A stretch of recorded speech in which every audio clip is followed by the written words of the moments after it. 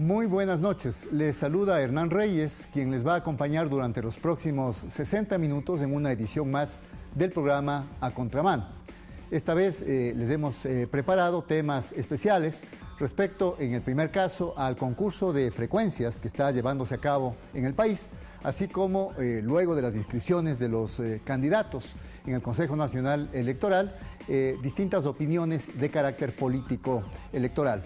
Como siempre les decimos a ustedes, gracias por su atención. Ustedes pueden enviar sus comentarios, sus críticas, sus sugerencias a través de redes sociales, en el caso específico de Twitter, a @HReyesAguinaga. Inmediatamente pasamos a mostrarles el primer producto que les hemos preparado para empezar este programa.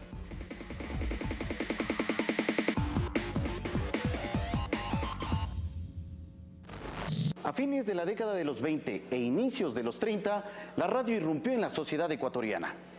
Años después, en los 60, fue el turno de la televisión.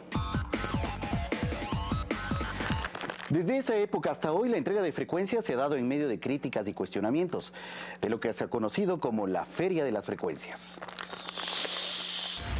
Corrían los años 70 en Ecuador, y la dictadura militar del general Guillermo Rodríguez Lara había aprobado una ley de radiodifusión, que fue años después reformada durante la presidencia del conservador Sixto Durán Ballén. Con esa ley modificada, a mediados de los 90 se repartió el espectro radioeléctrico para otorgar frecuencias de radio y televisión, en muchos casos sin cumplir el debido proceso al margen de la ley. Fue así que la entrega de frecuencias se realizó sin control, beneficiando a figuras con influencia política y económica, amistades, ciertas autoridades y sobre todo a grupos mediáticos. Que se concedieron las frecuencias al margen de la ley. El incumplimiento de las normas que la Superintendencia de Telecomunicaciones. Era ya noviembre de 2008. A ver, un momentito. Esa parte de la historia yo me la sé, así que mejor les cuento, ¿ya? En 2008, por mandato constitucional, se conformó una comisión que se encargaría de realizar una auditoría de las frecuencias de radio y televisión concesionadas desde 1995. Esta comisión descubrió concesiones ilegales, antiéticas y caducadas. La comisión revisó más de 1.800 concesiones y 5.500 resoluciones de concesiones entre nuevas, prorrogadas y renovaciones. Allí se descubrió, entre otros, que al menos 42 frecuencias fueron concesionadas a radiodifusores sin los estudios técnicos correspondientes. También se determinó que exautoridades del Consejo Nacional de Radiodifusión y Televisión Conartel y de la Superintendencia de Telecomunicaciones se habrían beneficiado en la concesión de frecuencias. A inicios de 2009, la comisión auditora terminó su trabajo e inmediatamente debía arrancar el proceso de redistribución de frecuencias, proceso que en ese entonces generó cuestionamientos de distintos sectores, sobre todo de los medios de comunicación. La propuesta es que se entreguen 33% para medios privados, 33% para medios públicos y 34% para medios comunitarios. Actualmente las frecuencias están distribuidas en un 97% en medios privados, 2% en medios públicos y apenas 1% en medios comunitarios. Y si bien es necesaria la redistribución de las frecuencias para permitir que más y diversos sectores tengan oportunidades de ejercer la comunicación social, el proceso para concretar este tema avanza a paso lento, situación que, sumada a denuncias de posibles irregularidades, son aprovechadas por ciertos medios y actores políticos para intentar echar abajo la tarea de redistribuir las frecuencias. Es necesario democratizar la comunicación con la participación igualitaria de medios públicos, privados y comunitarios. Se debe suspender un proceso que busca terminar con los privilegios de un pequeño grupo de personas vinculadas a los medios de comunicación. A contramano de lo que se ve, se lee y escucha.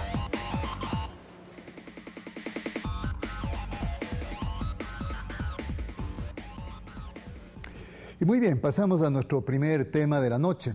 Ya hemos visto en el reportaje que se trata del tema del concurso de frecuencias, que va a cambiar la configuración de todo el escenario a nivel de medios del país. Y para ello tenemos la compañía de dos invitados. A mi derecha está el economista Guillermo Navarro. Fundamentalmente, él actuó como miembro y a la vez presidió la Comisión Especial Auditora de Frecuencias, que en el año 2009 emitió un primer informe sobre este tema. Y por el otro lado contamos con Ana María Costa. Ana María Costa pertenece a Churo Comunicaciones. Ella estudió una maestría en estudios de la cultura, convención en políticas culturales, y ha sido una constante activista en el tema de frecuencias y sobre todo de medios comunitarios. Y pasamos inmediatamente a abordar el tema. Guillermo, empiezo contigo. ¿Cómo tú visualizas que después de prácticamente 7 años de haber emitido ese informe que tú conoces tan bien, esté todavía sin resolverse el concurso y la asignación de frecuencias en el Ecuador? Bueno, yo creo que esto se ha producido porque los mismos intereses que se hicieron presentes durante el trabajo de auditoría han permanecido intocados y han aparecido otros actores, ¿no es cierto?, que también han concentrado una gran cantidad de frecuencias, inclusive contraviniendo la Constitución y la ley, porque se lo hizo sobre la base de un decreto ejecutivo que fusionó con Artel y Conatel, mediante el cual se transfirieron las funciones de una ley, de la ley del Conartel al Conatel, lo cual no se puede porque la Constitución establece que eso solamente es facultad de la Asamblea Nacional. Sin embargo, ¿no es cierto?, se procedió a esa transferencia de atribuciones y sobre esa base se volvieron a conceder una serie de frecuencias a personas que han concentrado ahora más, pues seguramente más que anteriormente. El caso más patético, sin lugar a dudas, es del señor Yunda, que fue presidente del Conartel y que hoy tiene una cadena nacional de radio y una cadena nacional de televisión, que es Canela. Y ahora es el candidato, naturalmente, de Alianza País, quien ha cometido un atropello, puesto que eso no era factible de realizarse. Y eso se da en muchos otros campos. Por ejemplo, el señor González es un caso típico de propiedad cruzada, puesto que él tiene intereses no solamente en radio, también tiene ahora empresa escrita. Y así podríamos seguir enumerando. En consecuencia, yo creo que la situación no cambió, porque los intereses que están tras de los medios de comunicación son realmente importantes, que impiden que se avance un proceso, digamos, correcto, ¿no? Pero tú estarías diciendo entonces, Guillermo, que a pesar de la ley de comunicación y a pesar de que la ley plantea de manera explícita la necesidad de democratizar la propiedad del espectro radioeléctrico, esos otros intereses, como tú llamas, se han priorizado y han seguido de alguna manera manteniendo el control sobre este importante segmento estratégico de la vida nacional? Sin lugar a dudas, no tengo la menor duda de que esos intereses se mantuvieron y que lograron los propósitos, que es simplemente transferir la concentración de frecuencias de un grupo de ecuatorianos a otro grupo de ecuatorianos que ahora han emergido, ¿no es cierto?, bajo, y esto es grave, naturalmente, bajo todo el respaldo del aparato del Estado para cometer los mismos procedimientos que se cometieron anteriormente. Gracias, Guillermo. Ana María, vamos contigo. ¿Cuál es tu opinión precisamente respecto a este tema ante la opinión, la idea que menciona Guillermo de que no habría habido mayor cambio estructural, digamos, en este sector de las telecomunicaciones y de la propiedad de frecuencias? El problema principal es de que no basta con que esté pautado en la ley, o sea, de que esté planteado en la ley una desconcentración, o sea, una política de desconcentración o una redistribución de frecuencias de forma equitativa, como lo plantea la ley de comunicación. 33 medios privados, 33 medios públicos y 34 medios comunitarios. La ley no basta, se necesitaba toda una ejecución de políticas públicas y de trabajo articulado entre las instituciones del Estado y los actores del sistema de comunicación, trabajando articulado con las organizaciones para que eso sea posible. además de una decisión política muy fuerte de quienes están ahorita, digamos, en las instancias de comunicación del Estado, como son Arcotel y Cordicom principalmente, porque son las dos autoridades que tienen algo que decir sobre el tema de frecuencias y de distribución, sobre todo Arcotel. La Autoridad de Telecomunicaciones es uno de los actores, digamos, del Estado que más debía hacer por este tema, y poco lo hizo, y digamos, el concurso de frecuencias que se abrió en este año es algo tan apresurado que no se hizo antes una construcción de una política para que las organizaciones, por ejemplo, comunitarias, participemos en el concurso con mayor apertura. Entonces, ahí hay una falencia de esta institución sobre todo, y sobre todo de una política estatal articulada en función de las necesidades de las organizaciones. Eso quiere decir, Ana María, que quizá el problema empieza precisamente cuando no se cumple no solamente un informe, el de la Comisión Especial Auditora de Frecuencias, sino también, tengo entendido, hubo otros dos informes, uno de Contraloría y otro informe también de Corape, donde se mostraba con evidencias cuáles eran las frecuencias que debían haberse revertido al Estado. Claro, hubo estos informes, el de Contraloría, digamos, era el que por obligación se tenía que hacer, el de Auditoría de Frecuencias también era un mandato de la Constituyente, se debía ejecutar y se debía hacer, pero lo que hizo la Autoridad de Telecomunicaciones es observar. De hecho, en estos últimos meses nosotros observamos que Arcotel lo que hizo es mirar las causales que se definieron en la Ley de Comunicación, causales que se ubican en la informe de auditoría de frecuencias del 2009, y que Arcotel dice, bueno, estas son las causales que vamos a analizar, a investigar. Entonces se abren procesos de terminación unilateral de las concesiones y se cierran los procesos. O sea, en Arcotel hay varias resoluciones de que se abrieron procesos, observaciones, por ejemplo, por entrega de concesiones por autoridad no competente, razones causales, por ejemplo, de que no pago de cuestiones, las cuotas que debían pagar, varias de las causales que se establecieron, que debían ser razones para revertir las frecuencias. Arcotel abre procesos, resoluciones, y mediante una resolución archiva los procesos. Entonces, varios de los procesos de radios, de las frecuencias que fueron observadas, y también de televisiones que fueron observadas en auditoría y en la Contraloría, Arcotel ya los observó y los archivó, justo antes de la apertura del concurso. Entonces, hay como ahí un poco, digamos, de algo extraño de que no se está ejecutando las razones de las causales que debían ser revertidas las frecuencias. Pero yo creo que no solo basta con las causales que se establecieron en la auditoría de frecuencias. Hay causales de inhabilidades para el concurso que están establecidas en la Ley de Comunicación. Y una de esas, que es una central y es principal, es el artículo 113, que prohíbe la concentración. Y el artículo 113 de la Ley de Comunicación, más que ordena a la Autoridad de Telecomunicaciones que no puede entregar más de una matriz, por ejemplo, a un mismo concesionario o una misma persona jurídica. Ese artículo es el artículo que ahora en este concurso de frecuencias se tiene que cumplir, porque no se pueden entregar concesiones más de una matriz en una radio o televisión o AM o FM a un solo concesionario.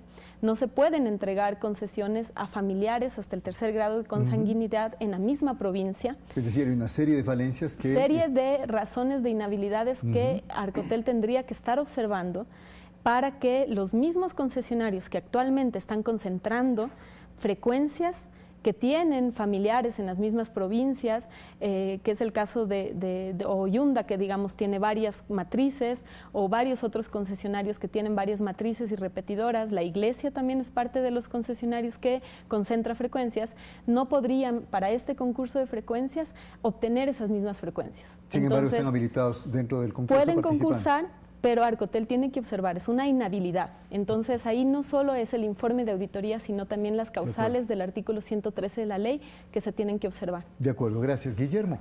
Ahora, un tema de fondo tiene que ver con el concurso de frecuencias. De todas formas, si bien es cierto, se lo ha hecho quizá demasiado tarde, Se lo ha hecho en una época quizá también conflictiva, que ha dado también mucho de qué hablar. Sin embargo, de hecho, también hay una serie de voces que habían venido planteando que no se haga ningún concurso, que no se haga ninguna redistribución. Voces de la oposición política lo habían mantenido esto hace rato, y también de los sectores mediáticos y de quienes hablan por los sectores mediáticos. ¿Cuál es tu opinión respecto a la situación actual y qué se debe hacer? Mira, si me permiten, yo creo que hay un problema crucial para el problema de la redistribución de las frecuencias, y es el hecho que tenían que revertirse. Son más o menos 800 las que tenían que haberse revertido. Si tú hubieses revertido, necesariamente hubieses tenido que repartir. El problema es que en este momento, al no haberse revertido, pues necesariamente acudes a un procedimiento expedito, ¿no es cierto?, por el cual vas anulando frecuencias y las metes dentro del concurso. Entonces, el problema radica en eso, básicamente.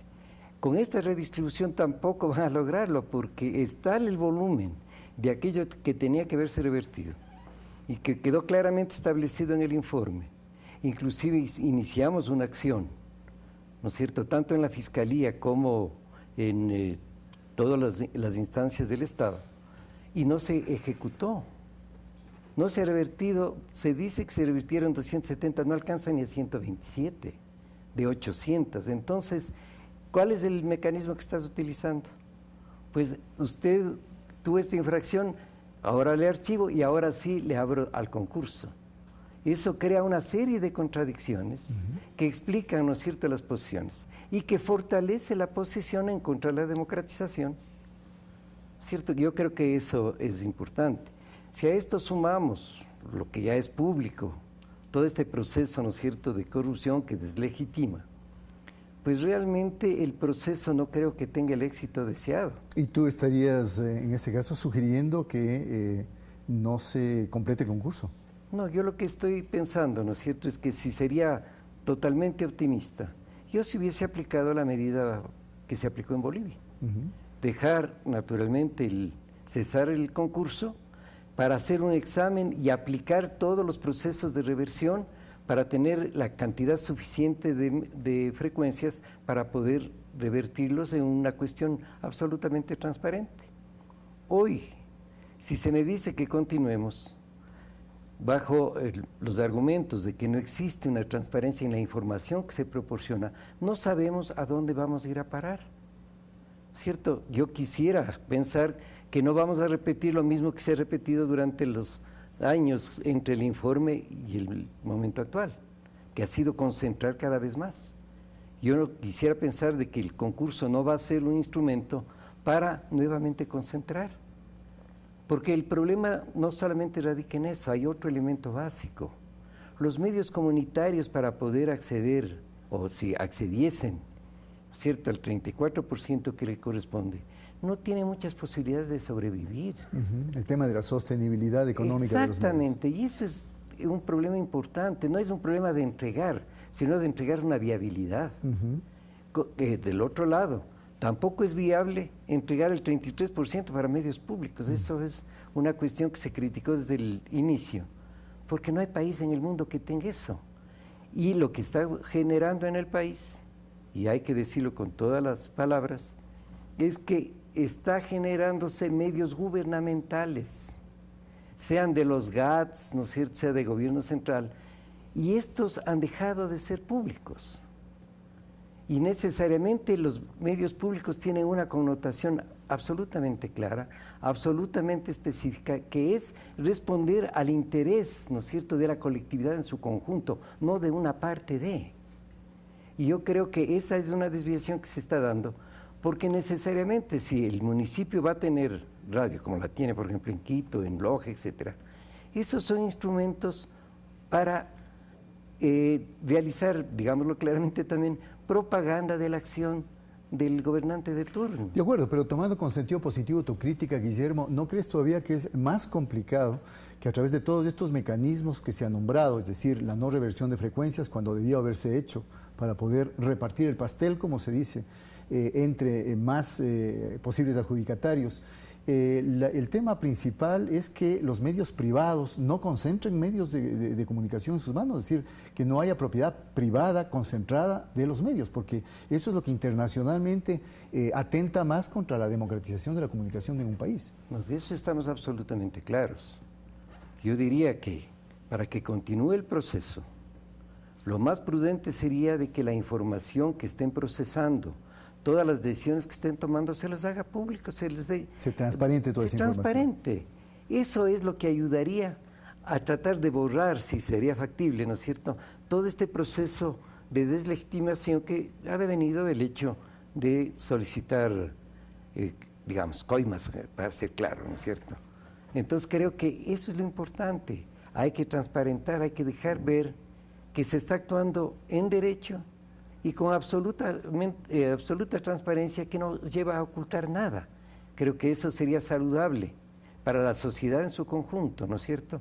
Este tipo de ocultar información, pues ya fue rebasado con la ley de, ¿no es cierto?, de acceso a la información pública. Entonces no puedes tú contravenir ahora también, no puedes. Ni siquiera para proteger, digamos, a ciertos medios que podrían ser presionados. Exactamente. Permíteme un segundo. Ana María, ¿tú qué opinas respecto al concurso? Hace pocos días terminó un encuentro nacional de medios comunitarios, precisamente en el que participé también. Y bueno, los medios comunitarios, con todo el derecho que les asiste, el derecho histórico que les asiste, quieren también tener frecuencias, pero claro, se enfrentan a esta situación complicada en términos políticos respecto al concurso. Nosotros, con las organizaciones de comunicación comunitaria que hemos venido trabajando, creemos que el concurso tiene que seguir, porque el mecanismo es adecuado. Digamos, el concurso público en sí es una exigencia de las organizaciones, fue una respuesta de sectores de la comunicación y organizaciones sociales que exigíamos otro mecanismo que no sea el mecanismo de encerrarse en una oficina, los funcionarios públicos, que en ese momento eran delegados de los medios privados, de las empresas, de los militares y del Estado, para decidir a quiénes daban las frecuencias, porque lo que sucedía es de que las frecuencias se daban por favores políticos o muchas veces por casos de corrupción y de compra de digamos, manipulación. Entonces, ese mecanismo, digamos, no es al que se quiere regresar. El concurso es válido y es un mecanismo válido, pero tiene un montón de cosas por cómo se ha dado este concurso específicamente que se tienen que mejorar y se tienen que observar. Digamos, el tema de la transparencia, el tema del tiempo en el que se abrió el concurso. Fue un tiempo tan corto que muchas organizaciones que quisieron participar no pudieron participar porque requerimientos técnicos que están en este nivel se pusieron encima del derecho a la comunicación, como por ejemplo la exigencia de un estudio técnico que lo hace un ingeniero en telecomunicaciones, que durante el periodo de elaboración de carpetas del concurso no quisieron elaborar carpetas de organizaciones que venían de comunidades donde tenían que hacer trabajo de campo, levantamiento de información de campo, porque estaba el corto tiempo, había medios privados que les estaban pagando más, entonces no se había mirado, por ejemplo, que este tipo de requisitos, de cosas que ya en la práctica limitan el derecho. ¿Y qué propuestas tenían desde los medios comunitarios, por ejemplo, para solventar esta falta de capacidad para pagar, por ejemplo, estudios técnicos que son caros? No, creo que no hay una propuesta para pagar el estudio técnico, sino la propuesta es, por ejemplo, en mirar otro tipo de política pública, o sea, otro tipo de mecanismo para el concurso. El concurso se tenía que dar primero más con anterioridad, con una socialización amplia. Nunca se hizo con una socialización en lenguas indígenas, por ejemplo. Las comunidades Shuar, la radio La Voz de Arutam, no pudo participar en el concurso, siendo una de las radios más antiguas de radios comunitarias de la Amazonía de Ecuador. Entonces, hay un montón de falencias, sí, pero el mecanismo es un mecanismo abierto y transparente, o sea, es uno de los mecanismos de solución. ¿Qué soluciones nosotros queremos? No solo es el hecho de que, bueno, el Estado nos coloque para que paguen un estudio técnico, no. Hay otras políticas que se pueden hacer. Por ejemplo, en México no se pide el requisito del estudio técnico, sino hasta que después que te dan la concesión. Hay diferenciación para medios de las nacionalidades indígenas en el que los requisitos se dan posterior, porque es obvio, las comunidades dicen, bueno, ¿de dónde vamos a sacar el dinero para acceder a un derecho si es que nos van a negar una frecuencia. Entonces, más bien, primero hacemos el procedimiento, el Estado nos da el derecho, nos da la frecuencia y luego sí, pues presentamos el estudio técnico. Tal vez pareciera una locura para aquí el contexto de Ecuador, pero eso sucede en México y es factible. O como en Uruguay, por ejemplo, que nosotros no tenemos que esperar a que Arcotel o la Autoridad de Telecomunicaciones diga, bueno, voy a abrir un concurso con estos plazos y en estas condiciones, no, sino en Uruguay las organizaciones, la autoridad, o sea, el Estado, debe responder frente a la solicitud, porque aquí el papel es de los ciudadanos que ejercemos nuestro derecho y le decimos Estado, mi derecho es tener un medio de comunicación comunitario o un medio de comunicación. Quiero esta frecuencia, necesito que abra un concurso sobre estas frecuencias porque aquí habemos una comunidad que queremos un medio. La autoridad de telecomunicaciones, según la ley en Uruguay, tiene que responder. Y tiene que responder en un plazo. Esa podría haber sido una buena modalidad. Y para terminar contigo, Ana María, el tema de la legitimidad afectada, digamos, por esta denuncia de un acto de corrupción por parte de una persona que aparentemente estaba siendo extorsionada o estaba siendo chantajeada para poder obtener la frecuencia por un exfuncionario público de alto rango perteneciente o que pertenecía al Cordicom. ¿Es solucionable aquello? ¿Se puede solventar ese duro golpe, digamos, al concurso producto de esta denuncia hecha pública? Yo creo que el tema de la legitimidad es algo que lo debe sostener, digamos, las autoridades que están ahorita competentes. Desde las organizaciones nosotros estamos vigilantes de que esas autoridades cumplan con su labor y al menos les estamos pidiendo que sean transparentes, que esos casos sea como lo están diciendo, que son aislados, que no representan ni repercuten en las decisiones que se hagan sobre la calificación de las carpetas, por ejemplo en Cordicom, pero ya el tema de legitimidad ellos lo tendrán que defender y eso se verá si es que en el concurso se hace una calificación transparente, por ejemplo, sin discrecionalidad política, sino en base a la calificación. Los medios comunitarios tenemos un puntaje extra de acción afirmativa que lo vamos a exigir.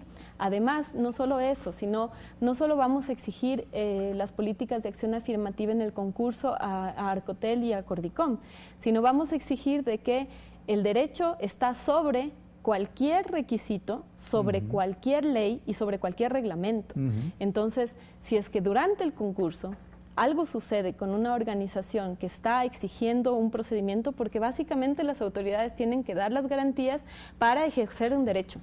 Cuando estamos hablando de derecho, estamos diciendo de que por más concurso que sea en un plazo establecido todo, cualquier política que se establezca no puede ir en contra de el derecho a comunicación, a la comunicación. Entonces, las organizaciones vamos a estar vigilantes, observando, vamos a estar mirando de que el panorama de concentración actual que se puede modificar en este concurso, si es que Arcotel toma una decisión adecuada y cumple el artículo 113 de la ley, basta solamente con que cumpla ese artículo para que varias frecuencias no se concesionen. Digamos que en este concurso no hubo medios comunitarios que concursaron por esas frecuencias. Lo que nosotros estamos pidiendo es que esas frecuencias, que sabemos que no se pueden entregar porque están incumpliendo la ley, se reserven para medios comunitarios y se arme un camino para que podamos acceder a otras frecuencias. Que haya la figura de reserva que hay en otros países también. Perfecto, Ana María, muchas gracias. Bien, con eso hemos terminado este primer segmento. Agradezco a nuestros invitados, creo que está bastante claro en términos de cómo podemos nosotros, por un lado, cumplir o seguir con el proceso de democratización de la comunicación a través de la llamada redistribución equitativa de frecuencias. Segundo, cómo podemos solventar algunas demoras, algunas falencias en el proceso que se han dado y a nivel procedimental. Y tercero, cómo podemos garantizar efectivamente el derecho a la comunicación, especialmente de medios comunitarios, que son aquellos que han estado históricamente excluidos no solamente de la propiedad de los medios, sino a través de eso de tener voz y de tener presencia en la vida nacional. Inmediatamente vamos a un corte y pasamos al siguiente segmento.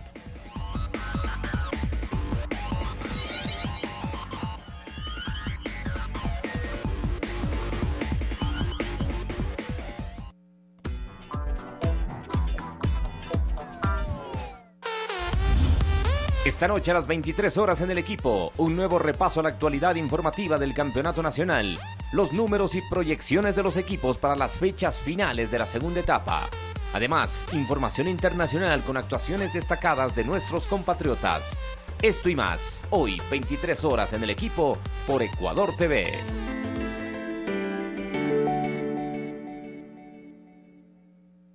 Este miércoles, el actual tricampeón del fútbol ecuatoriano jugará en la pantalla de Ecuador TV. Deportivo Cuenca frente a Emelec. A partir de las 19:30, solo por Ecuador TV. Somos fútbol.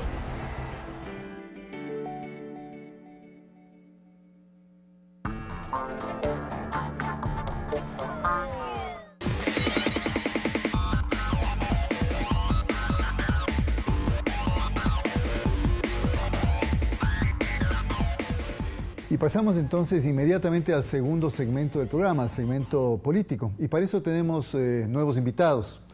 A mi derecha me acompaña Humberto Cholango.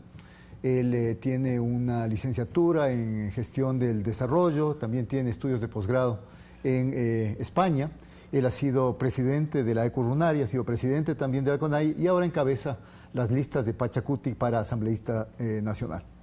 Bienvenido, Humberto. Muchas gracias. A mi izquierda, Pavel Muñoz. Pavel ha sido durante este gobierno secretario del Consejo de Planificación, del Consejo Nacional de Planificación, de la Secretaría Nacional de Planificación, CENPLADES. Él es sociólogo, ha sido docente universitario y está cursando estudios doctorales en Argentina. Con ellos inmediatamente vamos a ver el reportaje que ha preparado nuestro equipo de producción sobre las declaraciones, los mensajes iniciales que han hecho los binomios presidenciales y vicepresidenciales en sus actos de inscripción ante el Consejo Nacional Electoral.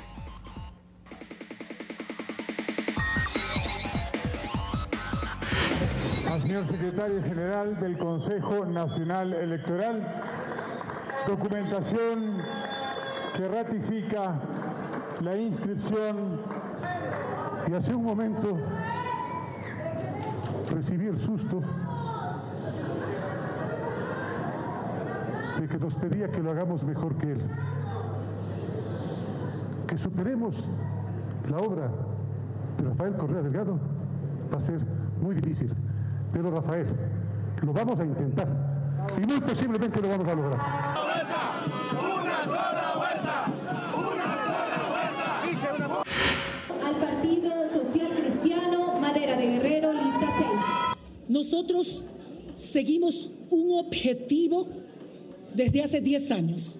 Somos el único partido y movimiento político que estuvo frontalmente en defensa de los intereses de las personas que fueron atropelladas paulatinamente por este régimen. No hay otro partido político, ni otro candidato.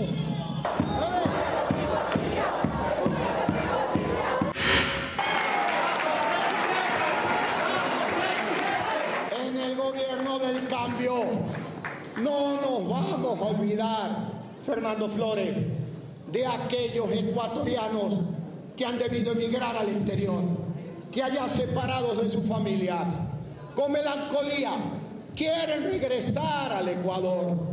Pero el gobierno del cambio no les va a venir con el cuento de que aquí los esperamos con los brazos abiertos. En el gobierno del cambio los vamos a esperar con un Ecuador de oportunidades.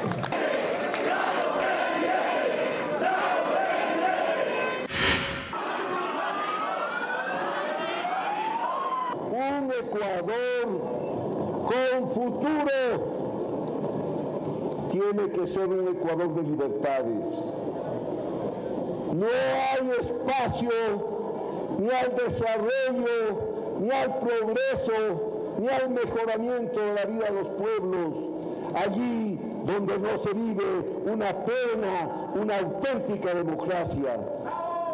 Por eso, en nuestro gobierno vamos a actuar inmediata y firmemente para terminar con ese Código Orgánico Integral Penal.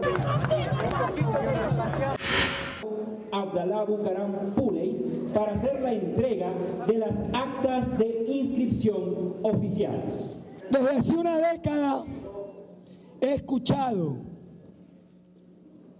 en adagios populares que solo Bucaram puede vencer a Correa. Hoy hay un Bucaram en la papeleta. Aunque a muchos les disguste, el quinto candidato a la presidencia de mi familia, como lo fue Jaime Roldós Aguilera, como lo fue Asad Bucaram, como lo fue Abdalá Bucaram Ortiz, Jacobo Bucaram Ortiz y hoy Abdalá Bucaram Puley, candidato a la presidencia representando a la gran mayoría de ecuatorianos.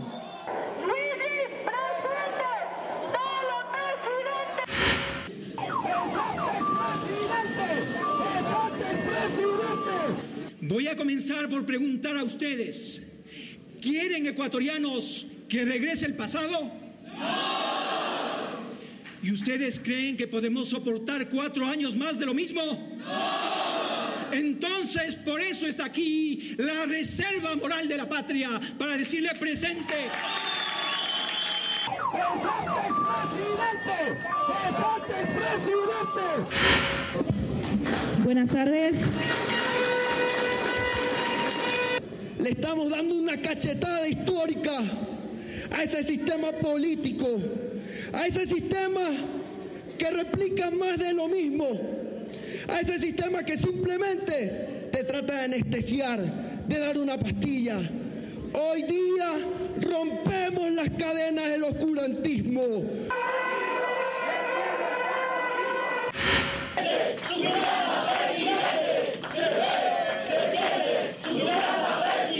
Haré todo lo posible, haré más de lo que ya he hecho 40 años atrás, pero principalmente garantizo que ya no voy a luchar por la reducción de la pobreza, porque me he pasado 40 años luchando por la reducción de la pobreza, y si ustedes ven las cifras mundiales, lo que va a pasar es que la pobreza está mayor, más grande, hay más pobres en el mundo. Este partido propone el engrandecimiento y el crecimiento de la riqueza. ¡Suquilanda! ¡El pueblo es el que manda!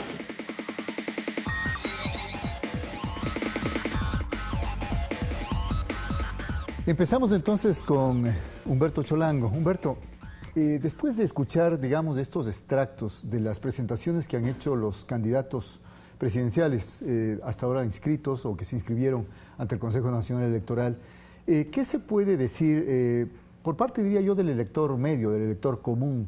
¿Existen ofertas claramente diferenciadas que permitan efectivamente que se diferencie, que se distancie el voto por un partido y por otro? Bueno, primero un saludo cordial a todos los televidentes y muchas gracias por el espacio.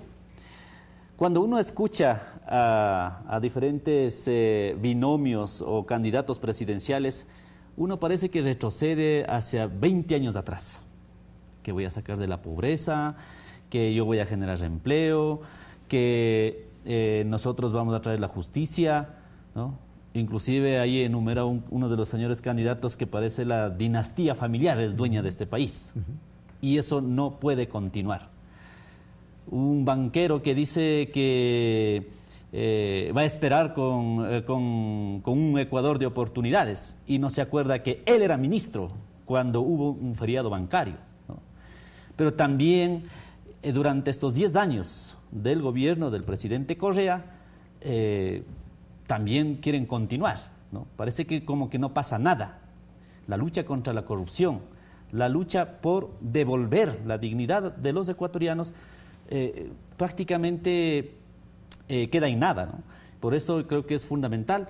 Nosotros tenemos un binomio presidencial, que es el general Paco Moncayo, que ha sido un hombre intachable en la vida pública, política, militar, y nosotros estamos apoyando como una de las opciones claras que el Ecuador tiene. ¿Y no será, Humberto, que cada uno de los candidatos está precisamente planteándose él como la alternativa y quizá planteando que el resto de candidatos también o representan el pasado, un retroceso de 20 años, o están representando quizá un periodo que es necesario acabar? Mire, ¿cuál es la diferencia? Mire, yo creo que el Ecuador...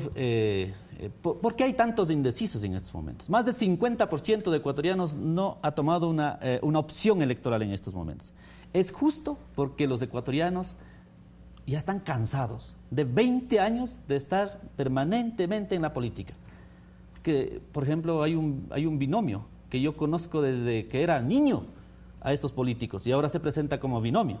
¿Qué han hecho por el país? Tuvieron la oportunidad de ser ministros, diputados, consejeros provinciales, pero siguen ahí mismo. O sea, no quieren dar oportunidad a la gente nueva, gente honesta, gente joven, y por eso inclusive nosotros no estamos de acuerdo con la reelección indefinida, porque esa práctica de hace 20 años de seguir creyendo que ellos son los salvadores del país, eso tiene que cambiar. Hay gente nueva, gente que no necesariamente tiene que ser nacido en las cunas de oro, sino también desde los páramos, desde los barrios empobrecidos de nuestro país. Tenemos la capacidad y tenemos suficiente transparencia para hacer gobierno en este país o para legislar y fiscalizar por bien de los ecuatorianos. Gracias. Vamos con Pavel. ¿Qué ha pasado? ¿Estás de acuerdo, Pavel, con que ha habido un retroceso de 20 años? ¿Qué es lo que habría acontecido para que esto se dé? ¿Por qué habría el sistema político se habría estancado, si es que nos atenemos a las palabras que ha mencionado Humberto? Bueno, Hernán, buenas noches, Humberto, lo propio a la ciudadanía que nos puede ver. Me parece que las candidaturas se pueden aglutinar en dos grandes grupos, digamos. Uno es el anti-todo, ¿no es cierto? Son el anti-impuestos, son el anti-salud, son el anti-constitución. Recordemos, digamos, lo opuestos que eran a la Constitución algunos de los que hoy están como candidatos. Y el otro, donde me parece que el único que está ahí es el candidato presidencial, Lenín Moreno, es el único que tiene una propuesta de continuidad de un proyecto de desarrollo que, enfrentando una coyuntura complicada los 2 últimos años, como la hemos enfrentado todos los países latinoamericanos, tiene de alguna u otra manera un proyecto nacional popular que busca ser implementado y que busca alcanzar 2 elementos. Uno, el plan dogmático que está previsto en la Constitución de Montecristi, y 2, un esquema de desarrollo donde se busca potenciar la industria nacional, donde se busca generar empleo nacional, donde queremos seguir combatiendo, como lo hemos hecho, factores como la extrema pobreza, como la pobreza, ubicar nuevamente al país entre los países de los más bajos desempleo en el conjunto latinoamericano. Pero en cambio uno puede ver que los otros candidatos, y ahí coincido yo con Humberto, al escucharles uno supone un retroceso de 20 años en sus propuestas, en la forma de enfrentar la política, es lo anti. Se han generado un discurso anti-Rafael Correa, anti-revolución ciudadana, anti-constitución, anti-ley de comunicación, anti-educación superior, y me parece que no le están planteando la cosa a la ciudadanía temas en positivo. La Constitución tiene, pongamos 2 o 3 ejemplos, ¿no es cierto? Una consigna que es alcanzar la universalidad de la seguridad social. ¿Cómo lo van a hacer? Lo están diciendo, están haciendo ese planteamiento. ¿Cómo fortalecemos una educación superior que ha logrado transformar un vector importante como los chicos que llegan a la universidad y el propio desempeño de la universidad? Tiene ahora que ser complementada con educación técnica y tecnológica. ¿Cómo lo van a hacer? ¿Cómo van a enfrentar el problema de la desnutrición infantil que seguimos siendo, digamos, en grandes sectores poblacionales? ¿Cómo desde las localidades logramos que todas las, digamos, parroquias, cantones del país puedan tener acceso a agua potable, de calidad, que puedan tener saneamiento básico, que puedan tener alcantarillado? No es una agenda impositiva. Entonces, para mí hay estos 2 grandes, lo anti todo y un solo candidato como Lenín Moreno que presenta una propuesta política concreta. ¿Ese cómo debería estar idealmente, teóricamente presente en los programas de gobierno? Ahora bien, sabemos que en el Ecuador es una absoluta minoría la que será capaz de leer y de comparar y de contrastar los distintos programas de gobierno de los candidatos. Tendríamos en ese entonces, Pavel, que atenernos a lo que son los discursos, las ofertas, los ofrecimientos de los candidatos y cada uno de ellos descalificando quizá al resto porque de alguna manera no están viviendo el país del presente ni tampoco están planteando el paso hacia el futuro. 2 elementos ahí. Me parece que tenemos una sociedad más madura, que es cierto que no es una sociedad que busca el plan de gobierno y lo lee, es cierto, pero de alguna u otra manera me parece que es, hablando en criollo, ¿no es cierto?, una sociedad que no come cuento, una sociedad que quiere que le digan claramente cómo se van a hacer las cosas y eso no lo están teniendo de parte de los candidatos. Me parece que la gente va a empezar a demandar mayor nivel de debate entre las posiciones, ¿no es cierto?, decir, a ver, bueno, ¿qué es lo que están planteando de cada una de las tiendas políticas? Y finalmente me parece, Hernán, que por más que no tengamos una ciudadanía que demande eso, es responsabilidad de las fuerzas políticas hacerlo. Nosotros hemos tenido en estos 10 años, me parece, una fórmula que ha combinado muy bien liderazgos excepcionales, incluso como lo del presidente Correa, pero con un movimiento programático en el que hemos hecho 5 revoluciones al inicio, 7 revoluciones después, 10 revoluciones las penúltimas elecciones que estuvimos en el 2013, y hoy corremos con una propuesta de 12 revoluciones, que se centra en 4 ejes. De haber tiempo lo vamos a detallar en eso. Pero me parece que por más que no tengamos una ciudadanía que demande eso, es obligación de las fuerzas políticas trabajar y presentarlo. Gracias, Pavel. Humberto, ¿todavía está pesando el factor ideológico, o va a pesar el factor ideológico a criterio suyo en la decisión del elector en febrero del 2017? ¿Es posible hacer una clasificación de de los distintos binomios en términos de izquierda y derecha todavía, o ya no? Mire, yo creo que más allá de pesar el factor ideológico, lo que uno tiene que verdaderamente y realmente es querer y amar a la patria, ¿no? Amar a la patria y trabajar por el país. Pero eso no llevarse la plata del banco y ponerse en Panamá, pues. Y ni tampoco, si se ama la patria y si se quiere transformar, no ir a cerrar las escuelas comunitarias en las comunidades como ha hecho este gobierno. O actos vergonzosos de este gobierno como los exfuncionarios teniendo la plata hasta en los tumbados, ¿no? Pero digamos, si esa es la diferencia entre Pachacuti y lo que confronta a Pachacuti con el gobierno, ¿cuál sería la diferencia que confronta a Pachacuti, por ejemplo, con las dos propuestas, la de Guillermo Lasso y la de Cintia Viteri? Por supuesto que nosotros no coincidimos con ellos. Nosotros jamás hemos coincidido con ellos y por lo tanto jamás hemos tenido ni acuerdos, absolutamente nada, y no coincidimos, y por eso estamos en nuestro proceso electoral. Y por eso es que hay que ir a fiscalizar, hay que, por ejemplo, proponer una lucha frontal contra la corrupción, ¿no? Por ejemplo, nosotros estamos proponiendo proponer una ley de muerte civil.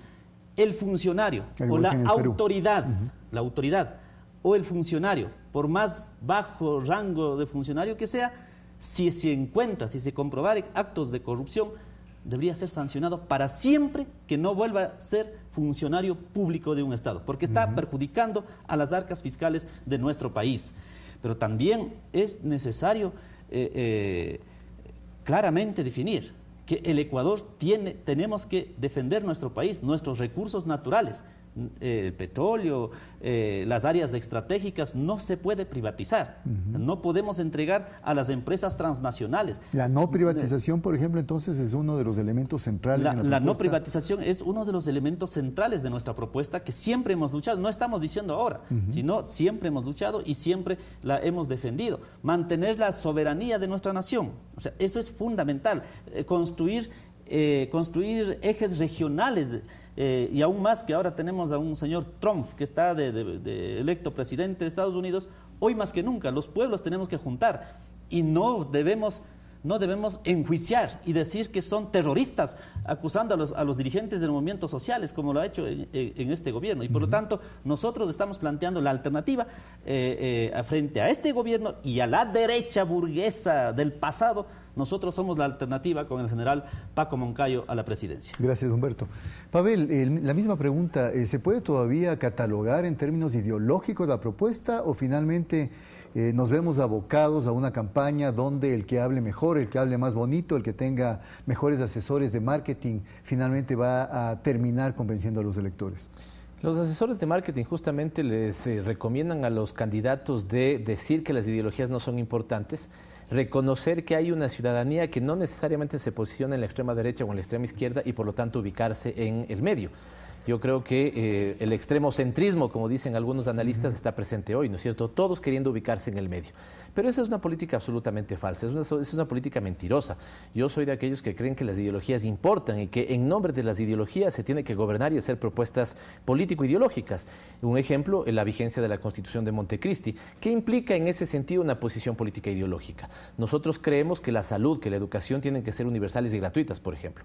Y para eso hemos hecho una inversión pública consecuente consecuente con eso. No puedes tú, Hernán, y ciudadanía, digamos, garantizar el derecho a la salud o garantizar el derecho a la educación si no construyes escuelas y colegios y si no pagas médicos y profesores. Sin embargo, del otro lado, ¿no es cierto?, poniéndose en una postura neutra, en una postura aparentemente que no importan las ideologías, lo que dicen es, se ha gastado mucho, no hay que hacer inversión, ubiquémonos en el medio. Esta palabra seductora y bonita y potente al final, que es el cambio, ¿no es cierto?, la quieren hacer propia, pero no le dicen a la ciudadanía que eso implica dejar de invertir y por lo tanto dejar de invertir es dejar de seguir haciendo gasto en salud, en educación, completar como se tiene que hacer ahora la educación inicial. Entonces, en ese sentido, fijémonos lo que pasó aquí mismo en la ciudad de Quito. Estas propuestas de que las ideologías no son importantes, de que, digamos, el canto de sirena de podemos vivir mejor, hasta ahora yo creo que los quiteños no sentimos que vivimos mejor. No tenemos un proyecto claro de ciudad. Lo mismo pasó en Argentina, cuando se le dijo a la gente que querían hacer un gobierno que no iban a desmontar los logros del kirchnerismo, digamos, en los últimos 10, 12 años. Y le dijeron a la gente que iban a hacer una propuesta de gobierno, digamos, todavía hacia las mayorías, perdón. Veamos los resultados nefastos que está teniendo la aplicación de un modelo nuevamente neoliberal en Argentina. Así que dicen que no les interesan las ideologías, hacen un discurso marquetero en ese sentido, pero a la hora del té van a gobernar, ¿no es cierto?, para sus grupos minúsculos, es decir, volver al país al pasado. Gracias. Humberto es conocido por toda su trayectoria como líder del movimiento indígena, como luchador social. No cabe a nadie poner en cuestionamiento aquello. Pero en cambio parecería ser que se ciernen sobre la mayoría de partidos políticos la acusación de que han recurrido a figuras de farándula, han recurrido a personas con popularidad que se han ganado en el campo deportivo, personas que de alguna manera tienen visibilidad pública pero no tienen quizá las capacidades para poder desempeñarse, por ejemplo, como asambleístas nacionales. Usted está de candidato a asambleísta nacional encabezando la lista de Pachacutic. ¿Qué nos puede decir acerca de eso? Es un dilema, porque por un lado tienen derecho de participar como cualquier ciudadano, no importa el oficio que desempeñe, pero más allá de eso, ¿están habilitados efectivamente para poder responder a las demandas de los electores? Bueno, primero, sobre el tema ideológico que decía Pavel, yo soy un hombre de izquierda definido, ¿no? Progresista, nacionalista, y todo mi comportamiento político así lo he defendido, y nuestro movimiento lo es así, ¿no? Eso para aclarar, y porque decía, a nombre de, vaya a confundirse con la sociedad, ¿no?, a nombre de que no importan las ideologías, eso es mentira. Pero también podemos decir, cuando un gobierno que se llama socialista, los indígenas le acusan de terrorista, ¿no? O sea, eso sí es una preocupación, Pavel, para nosotros. Yo lo he reclamado con toda la fuerza desde cuando era presidente de la CONAIE. Eso no entendemos hasta ahora. Con respecto a su pregunta, creo que los partidos políticos tienen que trabajar en la formación, en un proceso de crear cuadros, de propuestas, de ideas. Pero ahora lo que se ve es que la democracia interna de los partidos está como que venida a menos en estos momentos. Por eso recurren a personajes de la televisión. O sea, tienen todo el derecho. Todos los ecuatorianos podemos ser candidatos, pero posiblemente quieren ganar, simplemente están pensando en los votos, ¿no? Y por eso ubican personajes que arrastren los votos, como futbolistas, como personajes de la televisión, o inclusive se ha hecho comentarios bien o mal sobre Tico Tico, por ejemplo, ¿no? Pero yo creo que eso es una decadencia de los partidos políticos. Los partidos y los movimientos tenemos que tener cuadros importantes, cuadros con formación para ocupar espacios políticos, sea de presidente, o sea de alcaldes, o sea de prefectos, o sea de concejales. Debemos trabajar en la formación, y eso no lo están haciendo, y por eso desesperadamente recurren a estas estrategias que a veces lo único que resulta es conseguir votos, pero ya en los resultados concretos de fiscalizar, de legislar, de administrar un municipio o de administrar un estado, a veces empiezan a fracasar, y el que queda perjudicado de todo esto es la sociedad ecuatoriana, es el común de la gente que estamos viviendo día a día, trabajando. Ellos somos los que estamos pagando las consecuencias de la irresponsabilidad de los partidos políticos. ¿No ha tenido Pachacuti que recurrir a ese tipo de figuras para poner las listas de candidatos? De ninguna manera, nosotros nosotros desde que hemos iniciado nuestro proceso como movimiento político, nosotros no hemos recurrido a esa estrategia. Podríamos decir, nos pueden decir que algún rato era Freddy Ehlers. Claro que Freddy Ehlers tenía su formación política, ideológica, en ese entonces lo sigue teniendo. Ahora no sé dónde andará, no sabemos, pero o sea, es la única vez que se ha ido por ese lado, pero de ahí Pachacuti tenemos compañeros y compañeras que han sido excelentes diputados, excelentes administradores en las alcaldías, excelentes prefectos que han demostrado al país que sí se puede hacer una administración distinta, diferente, dialogando, conversando y teniendo la participación de la ciudadanía en la gestión pública. Gracias. Pavel, la misma pregunta. ¿Por qué esta tendencia a recurrir a figuras populacheras, a figuras visibles, a figuras de la farándula, a deportistas? ¿Acaso efectivamente hay un demérito en los procesos de formación de los partidos políticos que ha llevado a eso? ¿Hay un empobrecimiento del escenario electoral en general? Primero, igual que Humberto, un apunte sobre el tema de lo ideológico. Yo coincido con Humberto, digamos, y me parece que aquí estamos dos hombres que creemos en las ideologías y que de alguna u otra manera creemos que son importantes para orientar los destinos de una patria.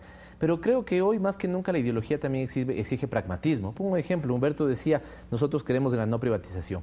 Nosotros hemos implementado la no privatización. Nosotros hicimos una ley de empresas públicas, hemos recuperado la figura de las empresas públicas tan venidas a menos. Hoy tenemos unas empresas públicas importantes en distintos sectores estratégicos del país y así hemos operado. Hemos tenido la inversión, digamos, de las inversiones más importantes en América Latina y claramente en la historia nacional sobre la recuperación de sectores estratégicos, cuando antes era el festín de las privatizaciones. Entonces creo que a la ideología hay que acompañarle de también pragmatismo.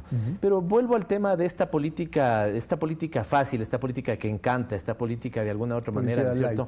Esta política light, en el sentido de cumplir dos propósitos. El uno, como ya había dicho, es ocupar el centro y decirle a la gente que lo único que hay que hacer es un cambio, pero es una palabra vacía.